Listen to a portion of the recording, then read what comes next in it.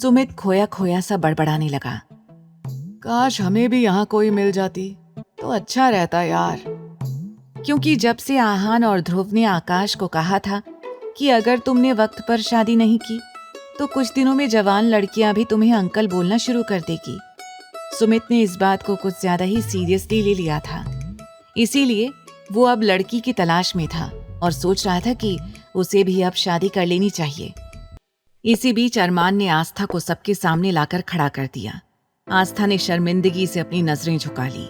तब दादाजी ने स्नेह भरे लहजे में कहा, अच्छा बेटा, मैं तो यहाँ से सीधा घर जा रहा हूँ, क्योंकि तुम लोग तो जानते ही हो कि मेरे इस बूढ़े शरीर में अब इतनी ताकत नहीं बची है कि मैं आप सबके साथ शॉपिंग पर चल सकूं। तो तुम सब लोग यहीं से सीधे शॉपिंग के लिए निकल जाओ और ड्राइवर मुझे घर छोड़ देगा। तुम अरमान के साथ जाओ, ठीक है बेटा? फिर दादाजी ने आस्था की ओर देखकर स्नेह से कहा, तुम इस शहर में नई हो बच्चा, तुम्हें अपना बहुत ख्याल रखना है, ठीक है? आस्था ने किसी मासूम बच्चे की तरह अपनी गर्दन हिलाकर हामी भरी। तभी ध्रुव ने उत्साह भरे लहजे में कहा, चिंता ना करे दादाजी, मैं आस्था भाभी का पूरा ख्याल रखूंगा। दरअसल अरमान भाई की गाड़ी में मैं आगे की सीट पर बैठ जाऊंगा और उनके साथ ही शॉपिंग पर चला जाऊंगा। ध्रुव ने तय कर लिया था कि वो सब अरमान की गाड़ी से ही शॉपिंग करने जाएंगे और वहां किसी भी तरह के बाकी गार्ड्स की जरूरत नहीं है, वो सब कुछ अपने आप संभाल सकते हैं। ध्रुव के इतना कहते ही दादाजी ने उसे नाराजगी से घूर कर देखा, मानो वो कहना चाह रहे हो, बेवकूफ, तुझे कबाब में हड्डी बनने की क्या जरूरत है? लेकिन ध्रुव दादाजी की बातों का मतलब नहीं समझ पाया और ना ही उनकी आंखों के इशारे देख पाया। वो सबसे पहले जाकर अरमान की गाड़ी में आगे की सीट पर बैठ गया। सुमित, आहान और आकाश ने निराशा से अपने सिर पर हाथ मार लिया। कहीं ना कहीं वो दादाजी की आंखों के इशारे समझ चुके थे, लेकिन अब उनके पास अरमान की गाड़ी में बैठने के सिवा कोई और रास्ता नहीं था। वैसे भी अरमान की गाड़ी इतनी बड़ी थी कि उसमें 12 से 13 लोग आसानी से आ सकते थे और यहाँ तो वो केवल 5 ही थे। बीच वाली सीट पर उन्होंने अरमान और आस्था को बैठने के लिए जगह दे दी। उसके ठीक पीछे वाली सीट पर आहान, आकाश और सुमित बैठ गए और आगे की सीट पर ध्रुव पहले से ही बैठ चुका था।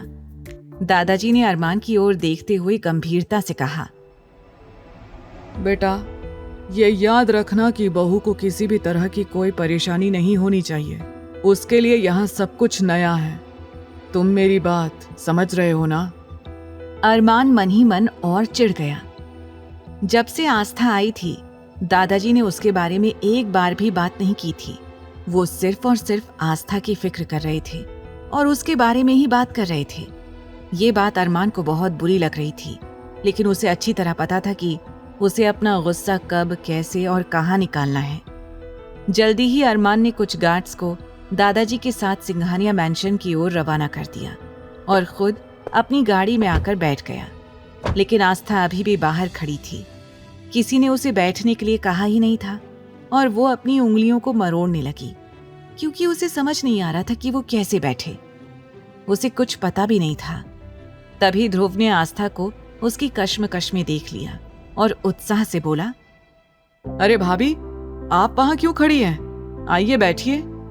फिर अरमान की ओर देखकर कहा, अरे भाई, भाभी के लिए दरवाजा खोल दीजिए, शायद उन्हें गाड़ी का दरवाजा खोलना नहीं आता। ध्रुव के इतना कहते ही अरमान ने खा जाने वाली नजरों से उसकी ओर देखा, मानो वो अभी और इसी वक्त उसे अपनी आंखों से जलाकर राख कर देगा। ध्रुव समझ गया कि अरमान उसकी बात सुनकर गुस्सा हो गया है, लेकिन उसने नाटक किया जैसे उसने अरमान के गुस्से पर ध्यान ही नहीं दिया। अरमान अब पूरी तरह चिढ़ चुका था।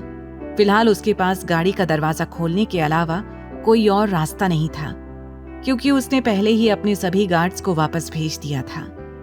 जल्दी ही अरमान ने गाड़ी का दरवाजा खोल दिया। आस्था का गला सूखने लगा, क्योंकि इस वक्त ड्राइवर समेत 6 पुरुष उस गाड़ी में मौजूद थे और वो अकेली थी। उसे थोड़ा असहज लग रहा था। आते समय तो वो दादाजी के साथ थी, लेकिन अब इतने सारे पुरुषों के बीच उसका बैठना उसे अजीब सा लग रहा था। तभी अरमान ने गुस्से से उसकी ओर देखकर कहा, क्या सारा दिन तुम्हें यहीं बर्बाद करना है? जल्दी से बैठो। तुम्हारे चक्कर में वैसे भी मेरा आज का दिन बर्बाद हो चुका है। आगे की कहानी जानने के लिए देखें अगला एपिसोड सिर्फ पॉकेट एफएम के यूट्यूब चैनल पर। और तेरे इश्क में के सारे एपिसोड्स को सुनने के लिए डिस्क्रिप्शन में दी लिंक से डाउनलोड करें पॉकेट एफएम ऐप।